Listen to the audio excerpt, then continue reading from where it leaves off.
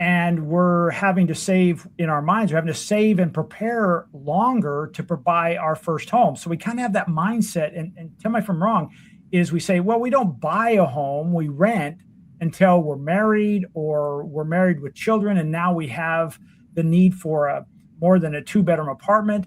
And those are the kind of the triggering points to buying a home. But what I'm hearing you say is, and you've said the last couple of weeks, is it's really a wealth generation procedure, like that whole compounding interest thing. The sooner you start, the more it adds up. Do we see that same thing happen with housing? Right. And see, that's the thing, is that the way, yeah, I mean, it's pretty shocking when you hear about that. The average first time home buyer is now 40. So they're taking this extended period of time to prepare themselves to own a home. I think it has to be flipped. In other words, that 40-year-old who is the first time home buyer probably spent years and years and years renting, right? And maybe they rented early on when they first got out of school and they're young with a roommate or two, and then eventually they got their own apartment, but they're still waiting and trying to save money and all this. I would say flip that whole process on upside down.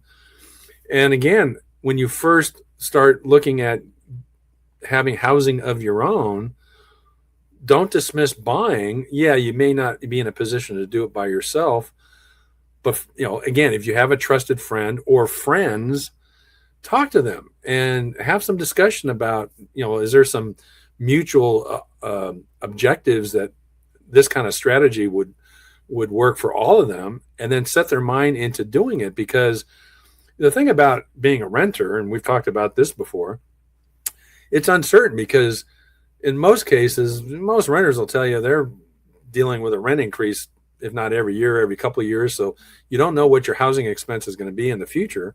And when you're making, again, I already said it, when you're making that payment, you're doing nothing to build wealth, because it's just money going to the landlord and helping him build wealth, or her. So as a consequence, those first few years where you haven't bought a home yet, get that out of your head, get a friend or two, look to buy. And then maybe by the time you're 40, maybe at that point, you're going to then have moved up to where you own the home on your own and the friends are gone. You've already sold that early property and you all split up the proceeds and went your merry way. But in the meantime, you built some wealth that you could use to apply to the next transaction. Yeah, I agree. One of the things you just talk about is when you do this, you lock in your housing costs. Talk about that a little bit. Yeah, I mean, see, that's the thing. Compared to rent, which can go up often, if not every year, often, when you get a mortgage, and in most cases, again, the core product is a 30-year fixed. Remember what we've told our viewers before. Warren Buffett says the 30-year loan is the greatest loan there ever was.